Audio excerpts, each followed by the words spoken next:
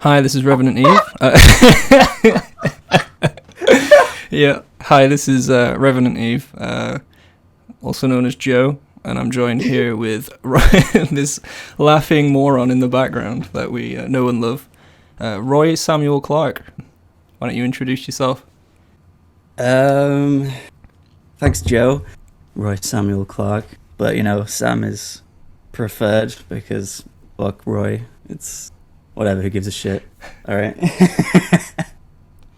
Yeah, because you've done quite a bit of on-video speaking, actually. Something I've never really done before. So this is completely new to me. I actually bought this microphone just so I could start doing this shit. And now I'm low-key terrified, but it's fine. Who cares? I guess things you could expect from this podcast, so to speak. I guess we could call it that because it's kind of what it is. It's basically just me and Sam. We've forever wanted to talk about things, or we when we lived together, we'd stay in the kitchen for like 5 hours and just go into these huge kind of deep kind of tangents of and loads of subjects and getting really like kind of philosophical almost, kind of a Dante from Devil May Cry. We would talk for hours about this guy, and then we kind of came up with this idea of well, why don't we just get this into a podcast format? And that's kind of what we're gonna finally get around to doing. So I'm actually very excited for that, and the prospect of doing that.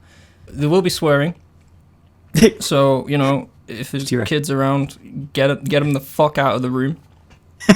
And definitely maybe the politics to a minimum. I recently just purged politics out of my Twitter, and I'm so much more happier for it because he was just eating away at me. And I'm sorry that I'm very pronounced on the S and the P's. I'm getting a pop filter is on its way. I definitely I definitely need to get a pop filter in place. So bear with me whilst I deafen you with my pronounced P's and S's. Your plosives. Plosive, yeah, that's a good word, isn't it? Plosive. That's a good one. All right, let's start with you saying why you haven't uploaded much. Let's go with that. Oh yeah. So if anyone's followed me for a time, I'm pretty fucking cool. I have editing skills that I waste so hard on just YTPs. That's what I moved into, and then I started uploading DBD lore videos for some reason. Oh yeah, that was because my sister didn't want to do the challenges, so I put the all of the tomes together. Is that the reason why? It is, yeah, because she loved the lore, so I was well, I'll do the challenges and I'll put it all together and put it into a video, and then you and any other fucker can just go and watch it and enjoy it, I suppose. And it was fun to kind of grab like stock footage as well, and then pair that in and kind of just make it kind of cool. It was refreshing and different actually, and I tried some different editing techniques to kind of like fog or lights moving and other little bits like that. But the biggest reason I haven't been uploading honestly is I lost my spark for making stuff, and it's all on my second channel now, Reverend Steve. I broke the canon. I wasn't supposed to reveal that, but if you've come this far, then you deserve to know that. But Reverend Steve is my second channel where I just shitpost big time. big time, yeah. My next sort of main YTP that I wanted to focus on was the Grinch, because there's so many funny scenes in that with Jim Carrey. It goes crazy, and yeah. But if I am going to do another one, which I will, eventually, it will be the Grinch, definitely. But that's where I've been. I just haven't been motivated to edit. I'm not really enjoying what I make, so I just stopped doing it. Yeah, that's fair enough. And on the topic of YouTube and shit like that, the ad thing and monetizing stuff. With I'm sure you've noticed that sometimes on my music tracks there'll be an ad before it. I didn't put that there. Someone's making money from my stuff. I don't understand. I don't know. I just don't know. Yeah, but someone's making money from my content. That's fucked from up. Ads. Yeah, it's from videos that aren't even copyrighted, because some of them get copyrighted, even though My Right, funniest sorry. copyright claim is the Evil Dead video where it's just called "No Fuck Off," and it's Ash, and he shoots the wall and it just spews blood out, and it's fucked. But I love that video. when I saw like this video has been claimed, I laughed so hard. So I was like, there's some fucking corporation out there that's like, this belongs to us. It's like, yeah, you have it, man. It sucks. It's like at the time it had like barely any views, and it was just full of just shit. It's like one fucking comment, a guy's just like, what am I doing here? It's like, you've come to the dark corners of YouTube, bro. That does sum it up, to be honest. Your dog videos, especially. Yeah, you're a big fan of the dog videos, aren't you? Yeah, are you actually going to use me saying that before? Oh yeah, Actually... totally. In my future Reverend Steve uploads, listen out for the Easter egg that I captured just before we started recording, because we had a bit of trouble. We tried doing it through Audacity, but it sucks. So we Sam suggested OBS, and that's kind of what I'm using right now. So OBS is king, man. I used it once for streaming Silent Hill 3 on Twitch. You streamed Silent Hill 3? Yeah, it was just a brief thing. I had it emulated. It was so broken you could see enemy shadows through walls and stuff, which gave me a ridiculous advantage, even though I knew where they were anyways. And I had some fucking hype, like tank controls, really hype movement, and I'd be like, "Fuck yeah, that was sick!" And it was on stream, and I'd look, it'd be like, no views. That's exactly how it goes, though, isn't it? Yeah. But I did get a cool comment that kind of gave me a quote that I use even to this day. Sweet. What was it? Old is gold. I use that so much now. Old is gold. Yeah, Absolutely. it was just like the only comment I got. That's an interesting topic for some time as well. The nostalgia, like playing on if something was actually good. Because I think about this quite a bit, especially with regards to like older FF games. Like, because my first one was like 8, wasn't it? FF8. Yeah. And some people say that's like it's more of a mixed game in terms of like reception. But like, do I think it's that good because I like grew up with it specifically? And is that why I prefer 8 to 7? Because I played 8 way before 7, you know? It's like the rose-tinted glasses, isn't it? Yeah, exactly. I did have this recently, but I'm going to have to give some thought as to what it was with. Actually, yes, that was it. So, Scott Pilgrim versus the World, the video game. Yeah. I loved it on PS3, and it came back. Like the creator of Scott Pilgrim, they had a bit of an indifference with licensing and with Universal, and anyways, you couldn't play it anymore. And then they brought it back, and I was like, oh, awesome, I fucking love this game. And then I got it, and I've been so spoiled from Streets of Rage 4, which I've hammered, by the way. I fucking love that game. I've hammered it.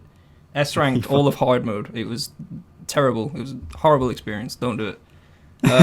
But then I went back to Scott Pilgrim, and I was like, this fucking sucks. It's so shit.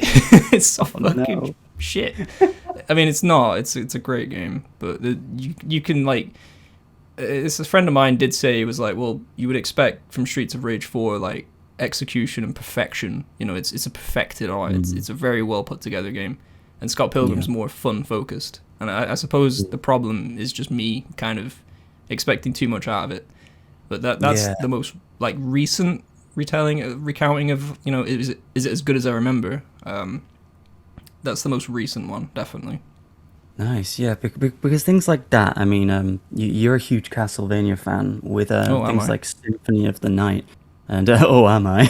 Yeah, with Symphony of the Night and all the other fucking millions of games. And oh shit, where was I going with that? Yeah, so if you come across a Metroidvania, even if subconsciously you'll kind of compare it to that, even if you're not meaning to in your head. 100%. Yeah. We did. There's tons of things like that which we've personally experienced. Like, you do Resident Evil, you go into Dead Space. We did this with Final Fantasy XIV, going into a couple of other MMOs. Neverwinter. Neverwinter. With the Oh, fucking geez. shield, you're like looking up and like squat walking with your shield in the air and your sword up. And Yeah. it was cursed, man. I think I was I playing didn't- Cezark or something. Yeah, it was something like that. And I was probably a girl because I was playing as a girl because I'm weird. But I was playing like I think I was Tricia, and there's like a stance. It was like a paladin class. I don't know what it would be called in that game. Yeah. It's like you hold up the stance and you like lift your arms and sword into the air, and then if you just like I think you like shimmy side to side and you carry doing this like squatting crab walk. That's and what I was on about. Yeah. Yeah, it's the most ridiculous shit. Yeah. Oh. I remember because that game puts you on a pedestal. At the end of a fight, it's like, here's your DPS. This is how shit you did. And we did I think, did we do like a fight in this town? And I was fucking like slaying. I'm like, yeah, going sick with my greatsword and popping all my skills and all this cool shit. And mate, when it showed my DPS, it was like Cezark 1,100. The guy above me 18,000. I'm like, what? It's fucking like wow. No, I don't know if Neverwinter is still like played or known about, but it's we know about it because of how much we memed on it. It could be good. We're not saying it's bad, but at the time we compared it to 14 a lot, which was a bad thing to do. I think it's a bad thing in general, really, with 14 for sure. Like if you compare that game to anything, you will not enjoy it. Yeah, because I mean 14, it is very like over its lifespan, it's just constantly been getting so many like good updates and like convenient things just keep piling up onto it that make it easier to play, easier to access, easier to just lots of stuff that isn't in other games. And you're like, why doesn't this game do this? Like, why can't I just zoom the camera out at any time? Because in 14 you can just do that with a mouse wheel, or you hold L1 if you're using control and move the stick. And other games just don't let you do that. You'd have to like go into a menu, or the game just doesn't let you do it. Or have a mod. And 14 really spoils you. Oh, a mod or something. Yeah. This isn't going to be a 14 podcast, but we probably will mention it. It will be brought up. Yeah. It is a game that, you know, we were there in the beta at Blackbrush Station, stood together, enjoying our time on PS3, running at 15 FPS. It was fucking terrible. Yeah, I was a paladin called Shuya Yasuda, and I had a fucking wooden stick and a tiny buckler and massive oven gloves. Yes. Yep. And yeah, we've been there since beta with Kaito Jaeger as was with us. You know, never forget. I think. He was our male Makote friend. He's a friend of ours from school, actually. Well, from school, and you knew him after we finished school. Yes. He also had a very strange tendency to be ridiculously lucky. He won the Jumbo Cacpot like the first week it came out, and it was so much MGP that he just bought the fucking Fenrir amount, which took me maybe 5 months to save up for. Yeah, I think it was a long ass time. Oh yeah, that came out in Heavenswood, I think, right? It was Heavenswood or late Realm Reborn, I think. Yeah, I think so. I remember my cousin Damien, who was Orden Anahata at the time. It's crazy how many people I remember from that game, dude. Like, I remember so many people from 14, and I could probably name them, like genuinely name them. And he was like, we could have like a day out in Gold Saucer, and we could do all this cool shit. And then when we actually got there, it was extremely not underwhelming, but you were done in about 5 minutes. Yeah, it's kind of limited what you can actually do there, but you know, it's something to look at every now and then. The Gold Saucer. It was like we're reviewing the content now. Yeah, for sure. I do like that format though, where we're just gonna talk about anything. I'm all for it, just digressing into random shit. Yeah. I like that. I like that too, actually. Yeah, but later on we're gonna talk about DMC actually. Devil May Cry, if you're not sure what DMC actually is. Yeah, it's not the rap group. Although they're fine as well. There's a rap group called DMC. It's Run DMC. Do you know Aerosmith? I'll look away from the mic when I do this. Yeah.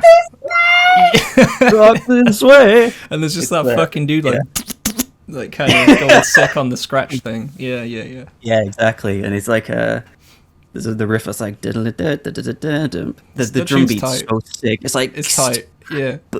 So, it's great. I'm glad you remember which one. But that was Run DMC, that Aerosmith. It was like a collaboration, wasn't it? Yeah. So sometimes when you type in DMC, it will just get that guy. Yeah, it'll come up with a band instead. I think they were a band, or was it just whatever? It doesn't matter.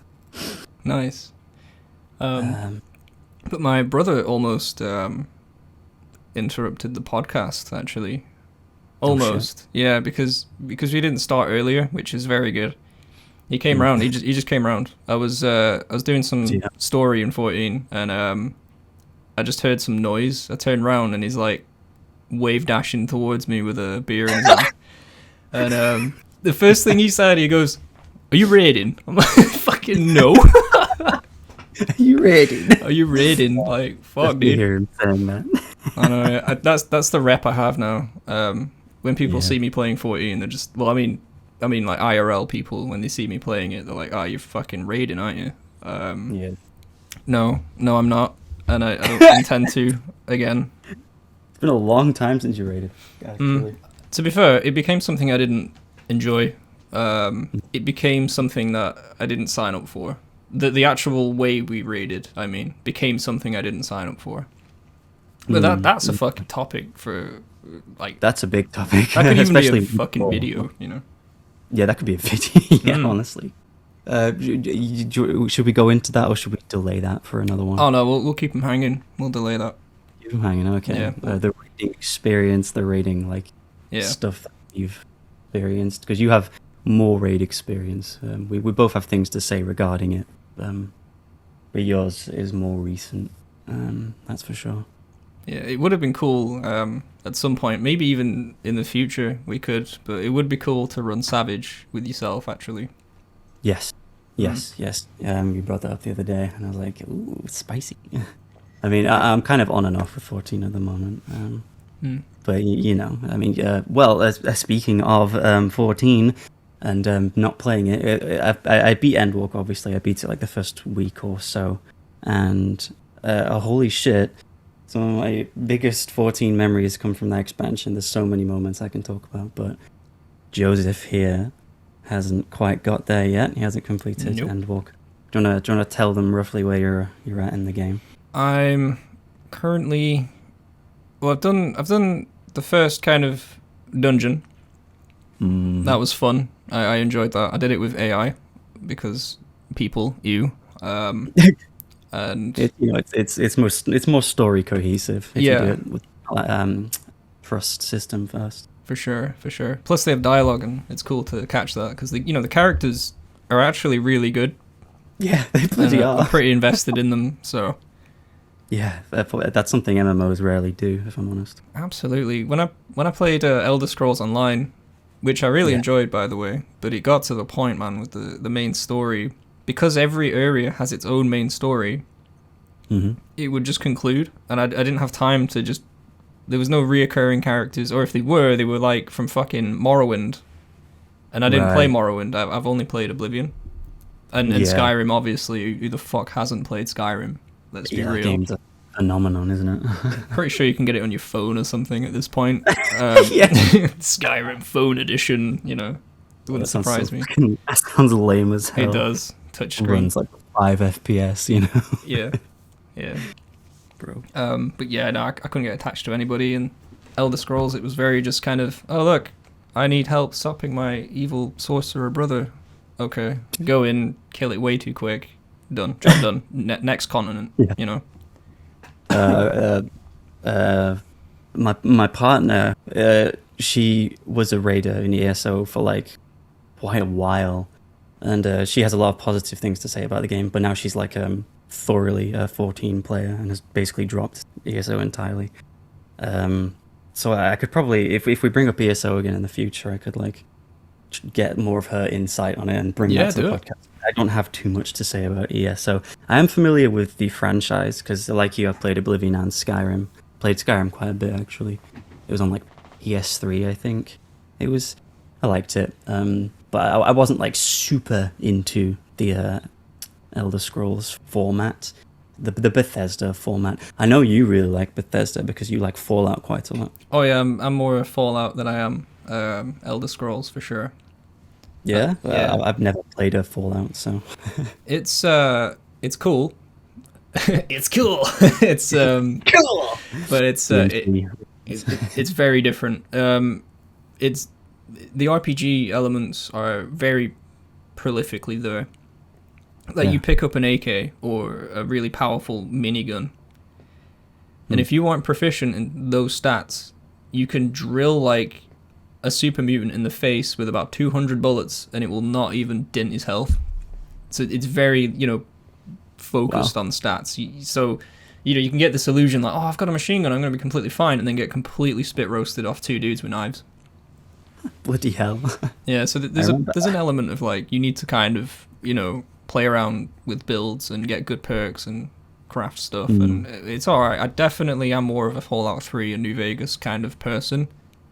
Yeah. 4 is all right, but when you start building settlements and shit, it's not very fun on repeat playthroughs, and it kind of only feels satisfying on survivor difficulty, which is so like, I mean, I'm sure it's easy if you know what you're doing, but I've only played it once, so I still find it quite difficult, and it's one of those where I have to commit to it.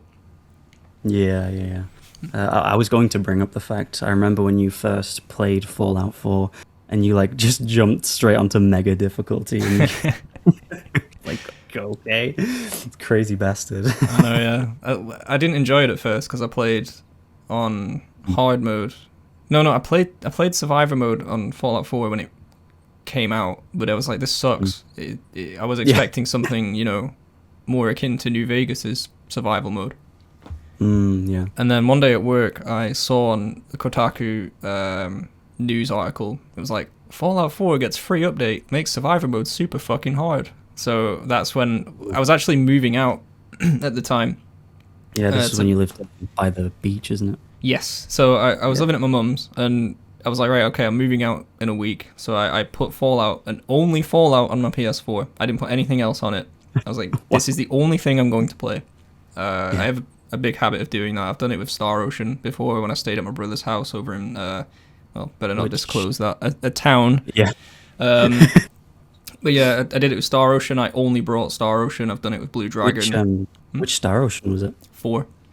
Yeah, Last boy. Hope. Dude, I love that game. Like, I love it so much. I love it too. I love it too. I'm a Miracle main because she's fucking sick.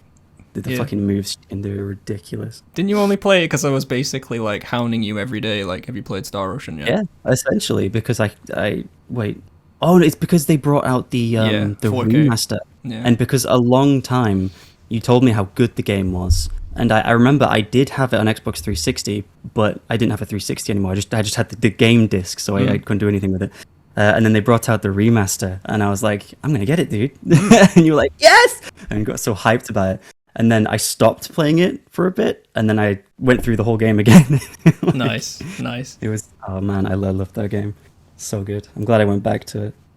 For sure. There's I do genuinely remember, like, because when we lived together briefly, I'd like straight up just come down to your room, knock on your door, and be like, have you played Star Ocean yet? Was that fucking like harassing you that much to get it played? And I'm really glad you did play it. Yeah, me too. I love the characters. I love the combat. There's just too much good stuff in that game. The soundtrack. It's the soundtrack. God, it's sick. It's so good. There's that one battle theme that I absolutely adore. It's I'm sure you can recall it. Like for some reason I can't remember how it goes, but I can remember really liking this one battle theme. Like it's like amongst my favorite. Speaking of battle themes, when you're in the Colosseum there, and you can, we've laughed about this a few times before, but it plays random battle themes, which is a really good idea. Yeah, and I already know what you're gonna say. Like you'll fucking fight a goblin, and it'll come in with that death tune. Yeah. It's just evil choir to like this one little guy, and it's like, whoa! It's like, and you just go over and one-shot him. It's so underwhelming, dude. Destroy him with your 4 characters, all like level 250 or something. Yeah, I was quite surprised that your composition actually, like your party setup, because it was so different to mine. Yeah, mine was Aramat, obviously. I love how he's named after a fucking seasoning. P Thanatos. Yeah.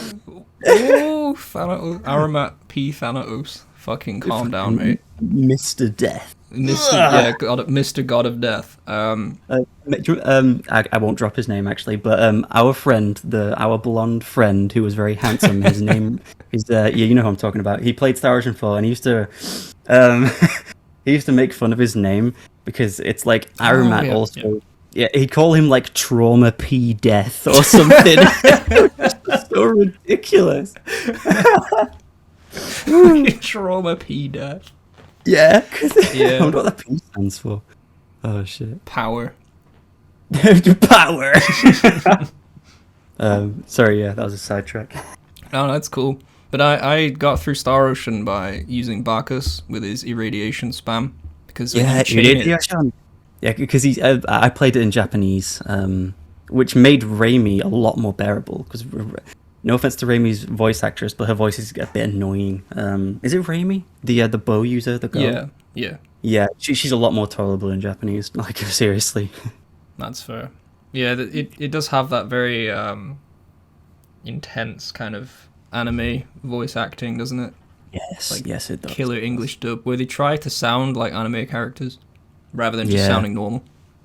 Yeah, which that's another whole discussion because they're trying to replicate the culture of Japan when our culture isn't like that. So that could be a whole topic.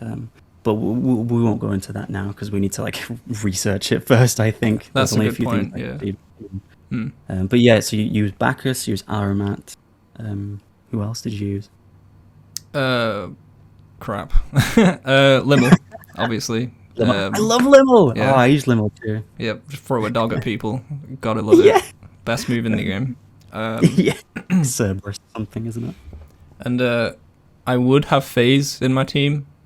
Yeah, FaZe. I would have FaZe in my team. Yeah. The green elf. Yeah. Cool. But FaZe got swapped out with either Sarah, the angel, or Miriam, the elf with the really big eyes. Yeah, dude. Yeah. That's you use a few of the same characters to me because I leveled up. I primarily used Miracle as like the one I mainly was playing as, and then swapped between who I'd need to, depending on like reaction. But I was leveling my Miuria at the same time as I was leveling my Edge because I liked having Edge there because he was the main character. I like to at least bring them along sometimes in the game. It's like I have 10, you bring Tidus every now and then. Yeah, totally. 10's a bit different because you need to bring Tidus basically because of the way the combat system works. Only Tidus can hit and one-shot those dog type enemies. But it was so I'd bring in Edge every now and then, but generally my main team was Raimi, who I'd sometimes swap for Miuria, like you sometimes swap your Miuria. I'd use Sarah, who I'd sometimes swap for Limmel. Miracle was always there, and then it was either Edge or whoever else I would bring in. So yeah, that's a very different comp that we've got going on.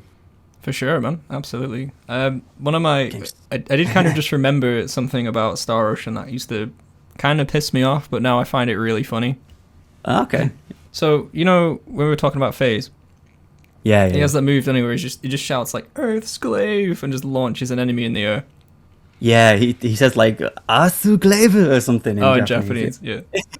But dude, like that move was so fucking annoying because it built up like so much rush on the enemy. Right. For those who are unaware, rush is like it's almost like a power meter that when you max it out, you hit harder and you don't flinch, which is a big deal in Star Ocean because you build up something called a bonus board, which is it's almost essential. Honestly, you need to build this board. You get more XP, more money, and other cool things. It's super useful. But if an enemy's rushed and they hit you, it will break your board. And what that does is it just takes all your bonuses and just goes fuck you, kid, and it just gets rid of them all.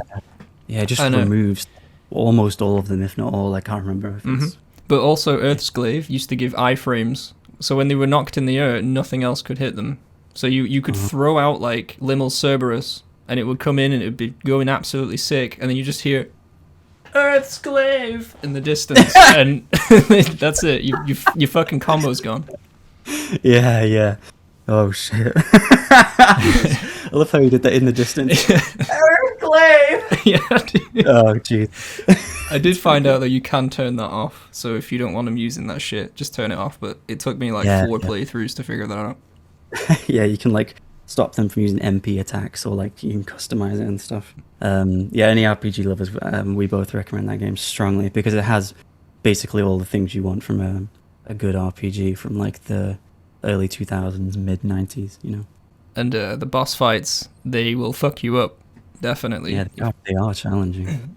They have actual strategies to them. If you don't do the strategies, you'll just die. You'll just die.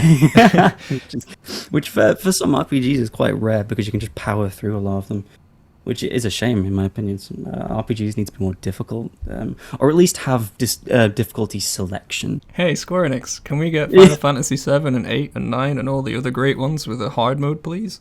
Yes, because this is another good one. Customizable difficulty, because of the way the games are built. So I mentioned 8 before. You can customize 8 so much in terms of difficulty, and it's the same with some of the other ones. Like 10, you can do like a no sphere grid, or you can do use only these 3 characters, or Tidus only, and then you have to build him in a very specific way and stuff like that. And well, obviously you can't do the Tidus only because you have to play as Yuna later, but whatever.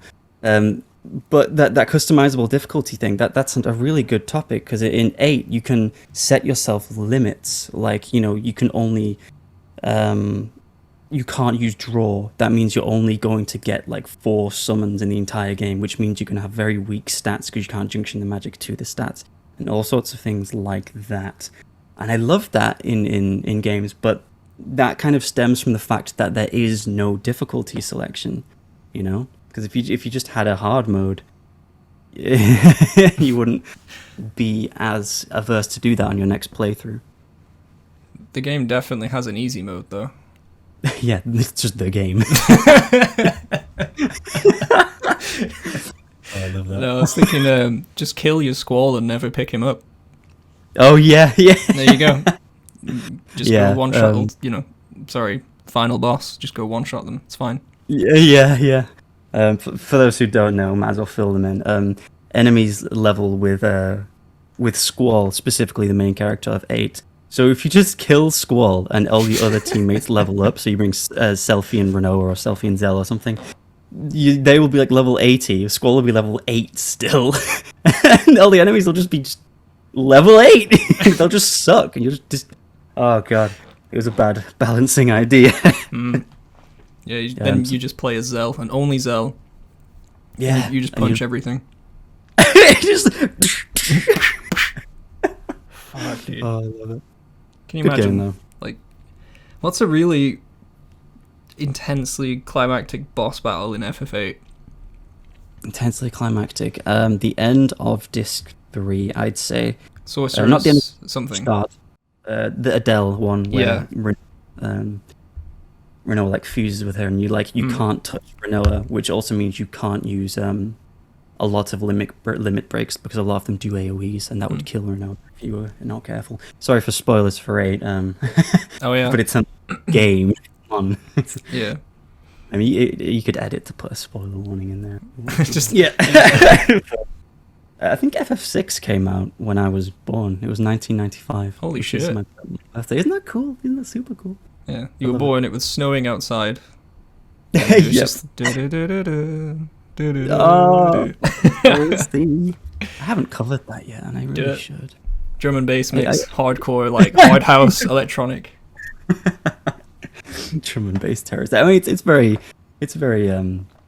viable, because I mean, I did a drum and bass of the fucking piano theme from Devil May Cry anime of all things, and it worked. I mean, which is pretty fire, actually. It's pretty good. If you haven't listened, what are you doing? Go listen right now. Actually, no, finish this first. Yeah, finish it. Well, you could have it on in the background of this. Actually, no, because what are you doing for background music on this, if anything? I wasn't intending to put music on. Okay. Because I was going to say, if you want, you could just use my music if you want to. I don't mind. Sure, yeah. So Yeah. 3, 2, 1, and now we're playing Sam's music. There we go.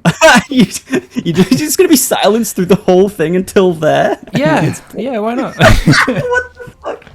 Nah, you got to play it Look, all man, the way. we've got to filter out the people who don't want to be here, and then the people who do want to be here, they get a treat.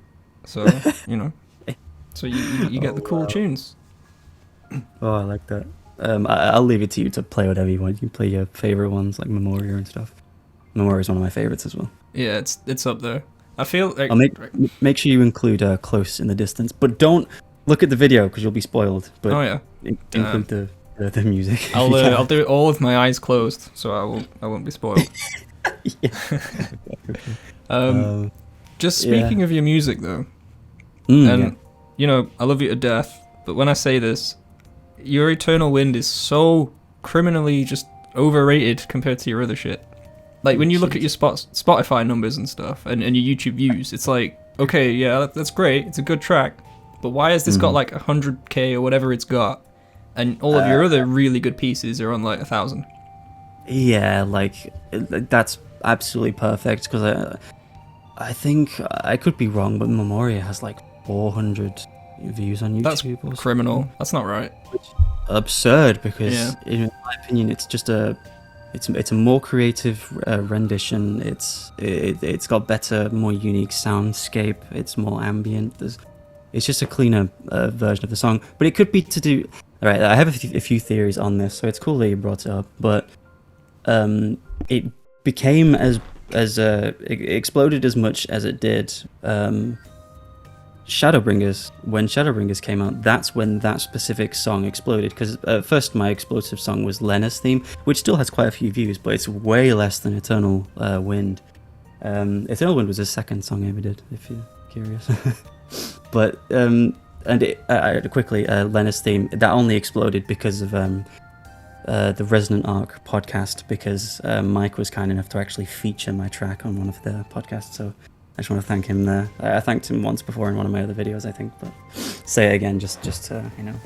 It's fucking crazy that though, isn't it? That, like, you, because I've listened to that podcast as well. Definitely like not as much as you have, but I have listened, and it's so sick that your music ended up on that podcast. Yeah, it's cool. That was back when they did viewer like showcases, like, because I was a Patreon at the time, however you'd say that, and they were like, oh, we'll share some of your things. You know, they'll pick a few like very creative things and they'll like share them.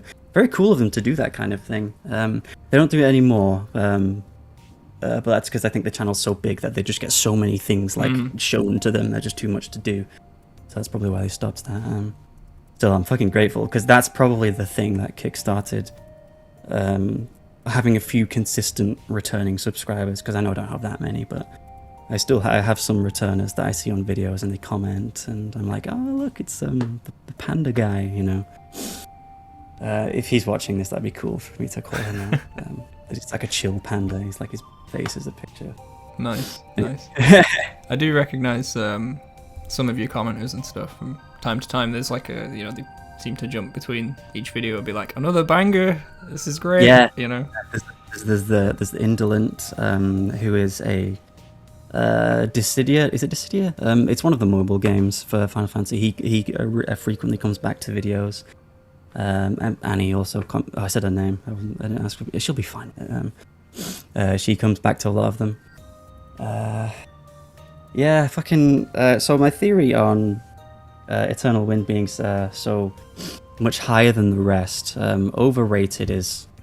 I'm not too keen on that word, because I do still like the song a lot. But compared to the others, it is it overshadows them too much. Yeah.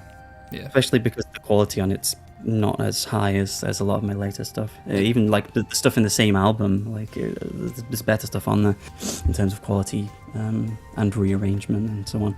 It's because of Shadowbringers. It must be, because it's essentially the main theme of Shadowbringers. And if it's not the main theme, it's played so much and it plays in the trailer of Shadowbringers. There's renditions of it in the games, like a piano version, I believe, that plays in a few Graha tier cutscenes. That could be post Shadowbringers, but still it's Shadowbringers. So I think it's just because of that, and people like got suggested, oh, lo-fi of Eternal Wind, cool, man, you know. And I guess it just kept spiraling from there, as it sometimes just does. Yeah, and I think that Square Enix and Chill playlist as well would have probably played a pretty big part in that. Yes, yeah, a couple of my tracks have been featured on big playlists, which is awesome. They've never asked for permission, which is interesting. Yeah, and I don't know how it works in terms of revenue, because I haven't received anything for that. And those videos have so many views. It's like 3 million. Way more. It's so many. But you know, they can use it. It's whatever. Like the main reason I put stuff on YouTube is because, you know, I just want my stuff to just be there for anyone to listen to.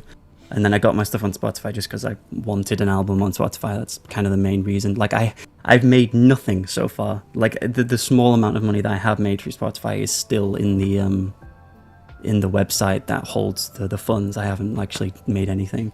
And I mean, honestly, I've spent far more than I've made. And that, even if I withdrew what I have made, I've spent far more just keeping it up on Spotify, because it costs quite a bit to get covers on Spotify. People might not know it costs a lot, and there's like a yearly renewal that you need to do for every single like track to keep. I didn't know that. It's ridiculous. It's like it's a couple of £100. What? Oh my god, man, musicians get screwed, dude. Yeah, musicians get screwed. Yeah, it's because there's 13 tracks, that's why it's so much.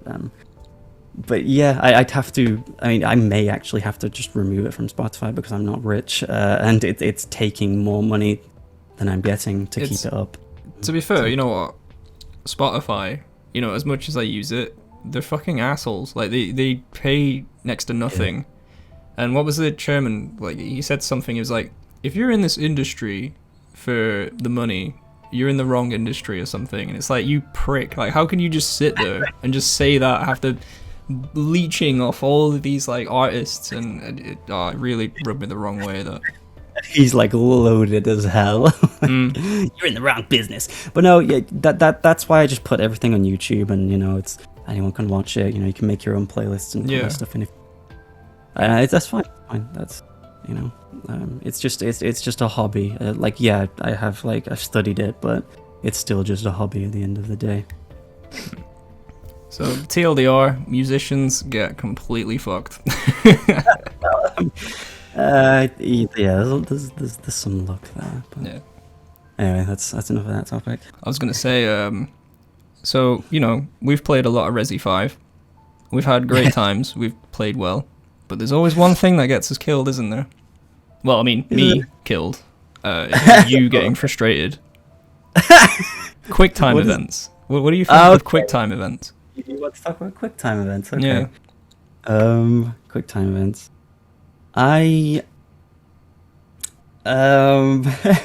See, I'm of the mindset of I don't particularly mind them. I know lots of people hate them. Like, if they're just absolutely ludicrously fast and ridiculous to react to, Resi 6, then it's a bit annoying. Yeah, some of the ones in Resi 6 are just cartoonishly fast. Like, it's like campaign are just dumb. But I generally don't mind them as much, as long as the game like is kind of fair about them. I mean, Resi 4 really throws you off with them. Like, you'll be watching like I can't remember where the first cutscene one is. In fact, 4 does do a good job of giving you your first cutscene one, because the first one in a cutscene and not in gameplay is when you're tied up with Luis, and you have a big reaction time. Like, it gives you a huge window for that, and it's like that's teaching you to pay attention during cutscenes, that one. But then the future ones, they are punishingly fast. Yeah. Like the Krauser knife fight. Yeah. That's great.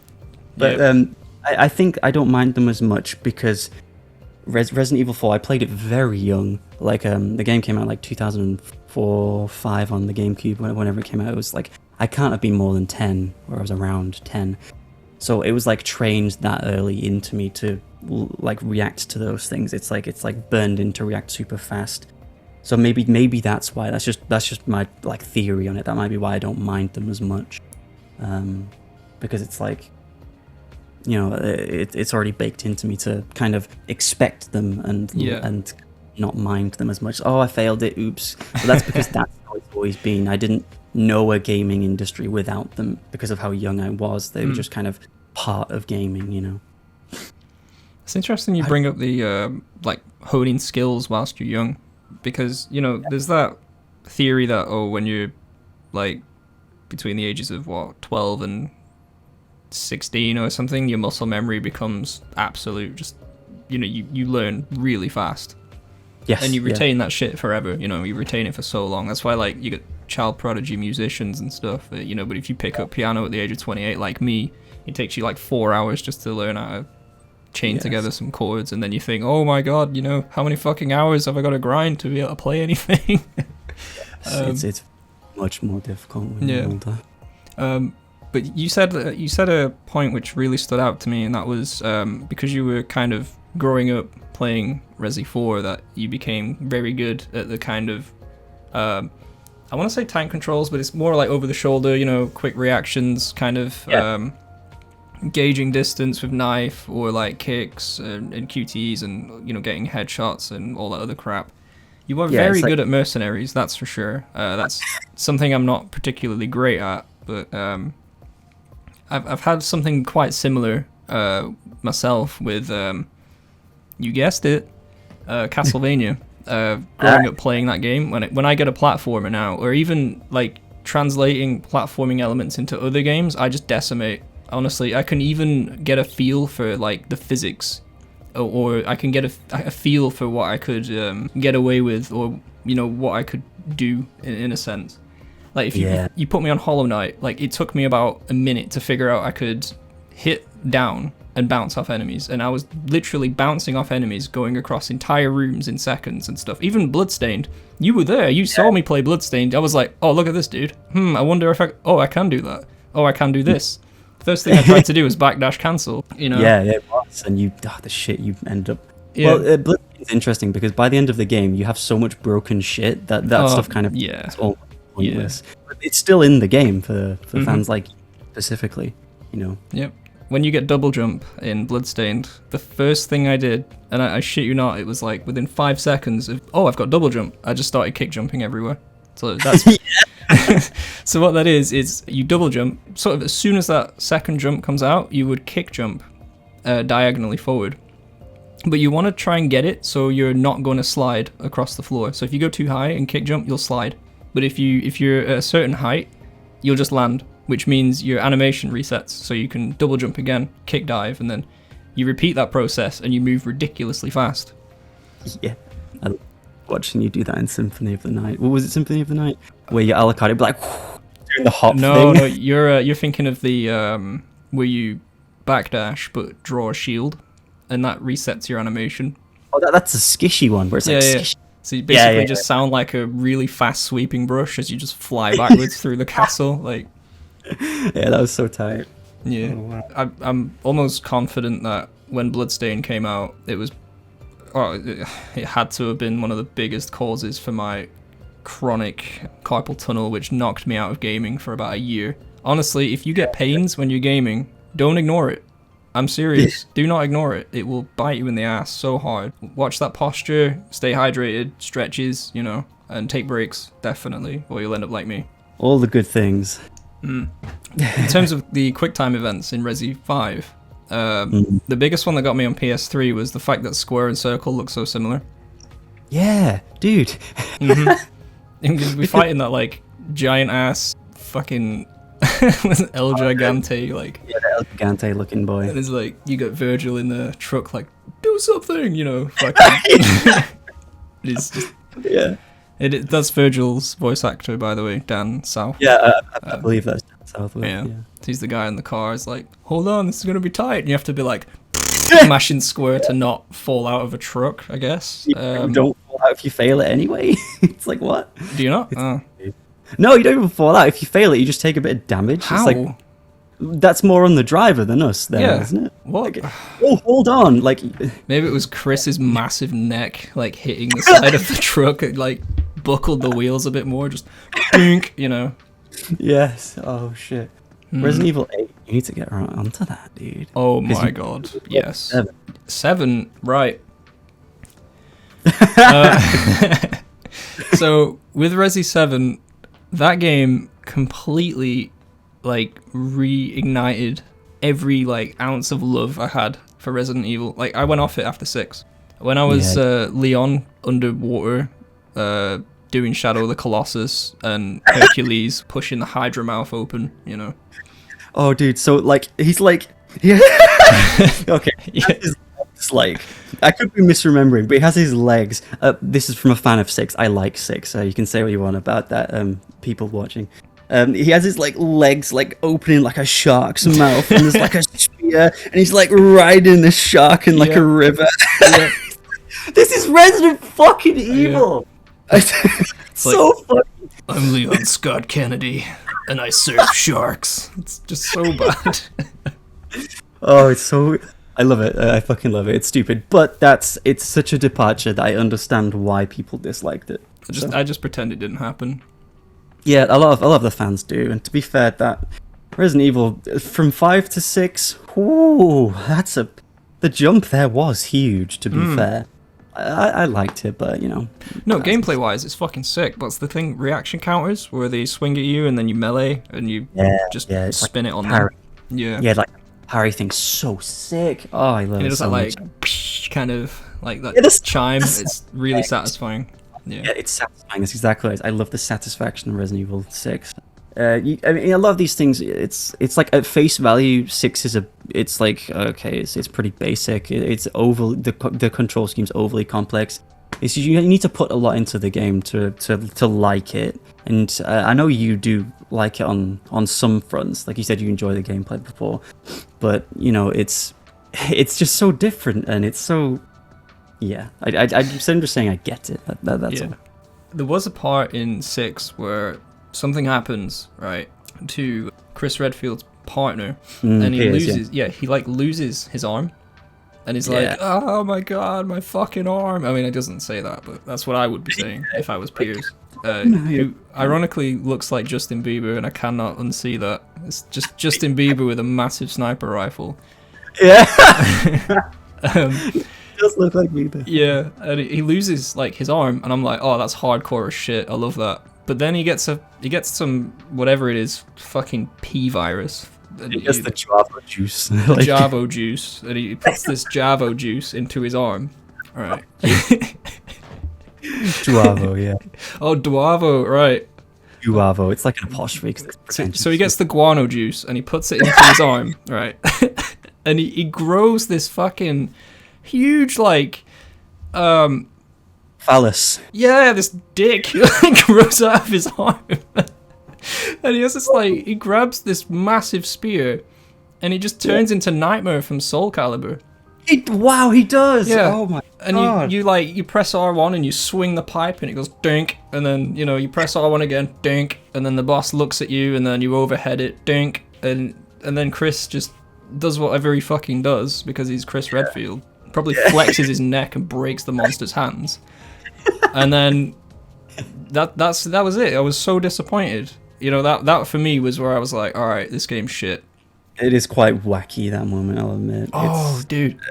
Sorry to interrupt. And Jake Mueller, when you're fighting like that dude above the volcano, and you have to bob and weave. You actually have to bob and weave. So you go like 1, 2, and then X to dodge left or right, and it's daft. You can like backflips, and then if he charges towards you, you can like flip over him or something, or go under him. It was one or the other. I remember doing that to a liquor in Resi 2. Yeah, it was fucking cool. It's such a departure. I know. It's like a mainline title. Yeah, like in the Resident Evil 2 like hallway. When you see a liquor for the first time, and then Leon just goes, "Sure you can," just fucking uppercuts it. So as it's dropping, he's uppercutting its jaw, like, and he does a Mortal Kombat X-ray. And then he does 6 suplexes, kind of like King in Tekken. 6 suplexes. And then like chain throws. Yeah, like chain throws. Yeah, that's actually kind of what I was expecting out of the Resi 2 remake. Right. Yeah. Of course. Yeah. But I was very happy to be not disappointed. The remake is incredible, by the way. If you haven't played it, do it. Yeah, the two remake is phenomenal. Like, I can get behind every style of Resident Evil. I prefer the campy action, but I love what they do in remake 2, 8, by consequence 7. I prefer 8 to 7, but that could just be something that's personal. I know Aris, avoiding the puddle, I know he prefers 7 to 8. Wow. He didn't like 8 very much, which is interesting to me. I don't understand why he didn't like 8, because I can't see why someone wouldn't like 8. It's such a good fucking game. I mean, but whatever. like, Eris is on another plane of existence, man. He's so dope that his opinion, it's like there's right, then there's wrong, then there's Eris. So it's just like, yeah. When he flushed Parasite Eve 2, I wasn't even heartbroken. I was just like, all right, yeah, that's fair. yeah, because you love Parasite Eve. Don't, dude. I love that game. Yeah. Aya Brea, what a protagonist. Yeah, she's Aya Cheese. Aya Cheese, yeah. Yeah, I call it Aya Cheese because Brie cheese. Like, that's just for the audience. She also got ruined by Tetsuya Nomura in Third Birthday, which is essentially Parasite Eve 3. So if I needed any more reasons to dislike Tetsuya Nomura, for making like Kingdom Hearts a make it up as you go along series. Yeah, it does. Yeah. We spoke about this the other day. We did, yeah. I love 2. Don't get me wrong. 1 and 2, sweet. Birth by Sleep kicks ass, amazing. 358 by 2 days, again kicks ass. And then it just drops off for me. Once I got into 3, 1, I couldn't stand Donald Duck whatsoever. He was just like my partner was sat next to me, and I was actually embarrassed. Yeah. You know what I mean? I wasn't embarrassed because I was in Hercules world. I was embarrassed because of Donald Duck. He just wouldn't shut the fuck up. So yeah, fucking. I don't want to do a Donald Duck impression, but people know what he sounds like and how obnoxious that shit is. It's like you have to suspend your disbelief, but like you do with a lot of games. Don't get me wrong. Like you've got your anime characters, and it's like, okay, this guy's hair like that. All right, but with but with that, it's like you have to suspend your disbelief, and then you have to like believe that this isn't ridiculous. Like you have to try and believe it. Yeah. But it's strange though, because how much we love 2, and 2 it does the same thing. Like maybe it's that nostalgia thing we brought up earlier. With maybe it's just because it's 2 and we're used to it, and that's why we don't much. It's a good point, that, because the last time I played 2, I was in high school. Oh, that's a while ago, but yeah. And it was on PlayStation 2 that I played it. So I've got like 3 entire generations now, and I've not played it. So right. That's something I should probably give a bash, and then kind of be like, okay, yeah, it sucks. But I can't see it being bad because I don't know, rose-tinted glasses, man. But I remember it being really good. Yeah, I mean, I played through the final mix on PS4, and fantastic. I did all the optional super bosses. Nice. Very good stuff on critical mode, by the way. Very proud of that. Very difficult because there was no critical mode on the original. There was only proud mode, and you will love critical mode. It's very difficult. I know how much you like difficult. I did do critical mode on Kingdom Hearts 1. Okay. That was fucking brutal. I mean, 1. I don't think I actually completed 1. I know I played it, but yeah, whatever. I mean, you're not missing too much, honestly. It's just cliffhanger. I've seen like playthroughs of it, so I don't know, like I know like scenarios and stuff, like the Ansem shit and the Riku shit. The Riku shit. Yeah, you know what I'm talking about. Yeah. Kingdom Hearts. Wow, we've really tangential stuff from like Resident Evil, from, like FF8. See, when we were beginning this, I was like, oh my fucking god, I'm just gonna sit here in silence. I'm not gonna be able to speak.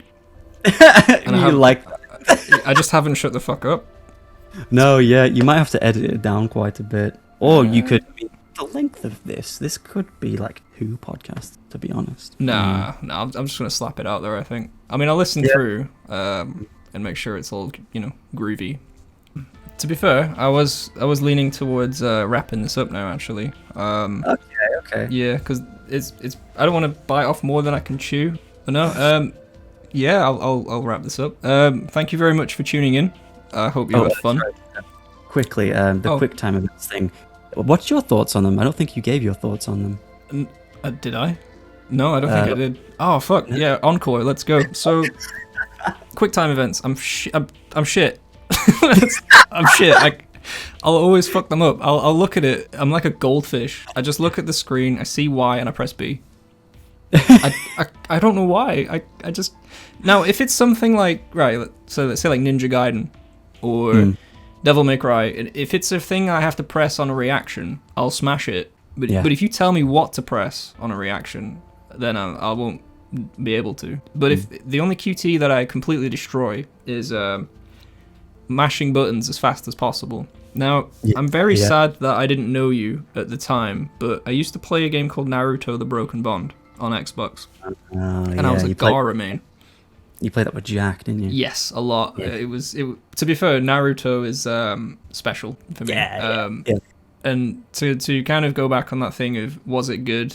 Is it still good? It's actually better now that I'm older, in my opinion. Cool. Yeah, I noticed so much more. Like Tsunade, for example, quickly became like a favorite character for me because of when you see her at first, you know, she's an alcoholic and a gambler and stuff. But you know, you can because you know, being an adult, you can kind of gauge like, okay, why are they like this? And you know, when you go into the backstory of how they got there and why they are the way they are, you can relate to it. You're like, fuck man, she's miserable. She's depressed. You know, depression, a word that never even existed to me when I was in high school. You know what I mean? I'm not saying I'm completely fine, by the way. But you know, we've all been there. So then when you see like these old ninjas and there's like fucking old ninjas, but when you see them and they're looking at these like younglings and stuff, and like you can tell they're like, oh, this is the next generation, like Neji's elders and like what's his name, Jiraiya and stuff, and you can kind of tell like they're devoed, but they're, you know, as I get older, I see younger people doing shit I used to do and they're doing it better, or you know, they've got more potential than I had, and I do kind of feel like fuck, you know. That aspect's like small, just a part of it, but there's that aspect as well. And like Kakashi, when he's talking to Sasuke and he says like, you know, when Sasuke's like, oh, what would you know about losing friends, and he's like, oh yeah, you know, all the friends I cared about are dead. And it's like such a powerful moment, like that never hit me when I was in high school. It just didn't occur to me. Yeah, when you understand it. Yeah. To go back, I was a Gaara main. Gaara the Sand guy? Yeah, the dude that's got like love tattooed on his head. Oh yeah. So he had this ability where you would shroud your enemy in sand, right? And you had like, it was I think of like 4 seconds to cast it. So it took 4 seconds to cast, and that's in a fighting game. So you need to knock them like way back. And when I would cast this move, you would see a button on screen, a prompt, so like X, Y, B, or A. Whoever pressed it first gets advantage, right? So you would start further up on this bar. Then you would have to outmash the other person. I have never, ever lost that QTE before against another person. I've never lost it, and it got to a point where I would fail it on purpose. So they I would literally like, oh, I need to press X. I would fail it. And then they would start on like advantage, and I would just watch as the circle just slowly goes to the right and just does max damage. I would never lose it, ever. That's so sick. It's almost like playing with my food, you know. I'll just be like, yeah, I'll fail it, and then just Oh, I love that. Oh yeah. Speaking of fighting games, we could definitely talk about fighting games sometime, because we both have experience in fighting games. You are more versed in 2D. I'm more versed in 3D. But we've both got stepped into both areas. You've played a lot more 3D than I have 2D, though, I'll admit. But, you know, things like Tekken, I'm a huge Tekken fan. Yeah, Sam was the guy where I introduced the Tekken, and then he overtook me, and now I can't beat him anymore. Come on. Apparently I play a mean Lars, but I don't see it. I don't really see it, you know. So you prefer the... and this is a whole like subject. We can talk about this another time. Like, you know, you play on reactions and feel, and I play on like frame data and stuff. It's completely. So we can discuss that on another podcast if you'd like. Yeah, we'll write it down and we'll keep them hanging. We'll put it in the next one. But yeah, I'm definitely more instinctual. I don't give a fuck about frames. As soon as you open an Excel spreadsheet, I lose interest. So like. Yeah, I know it's scrubby to not care about it, but at the end of the day, like, you're there for fun. Yeah, you know. Pretty much. for me, it's we're going into it, so we'll leave it at that. Yeah, we'll to be continued. I hope it was fun. I hope you enjoyed listening to me and my close friend just chat shit. I'm not sure about a schedule. Probably once every 2 weeks. Maybe, I don't know. What do you think of that, Sam? Every 2 weeks, maybe every month?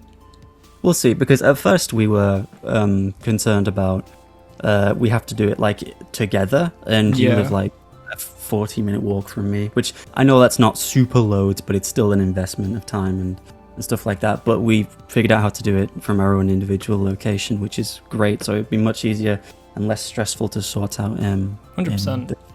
Yeah. And your microphone sounds super good as well. So there's definitely no issues on that front. Good. I'm just, there's one small concern that I'm having. Maybe for some reason when you stop recording, all of my audio won't be picked up and it'll just be you talking to yourself. That's one small concern that I might think will happen. That would be hilarious, but I did test this, so if it picked it up, it's fine. But yeah. We're fine. Yeah, we're fine. I fucking hope. Please. Anyway. But no, thanks guys, and see you in the next one. Yeah, see you in a bit.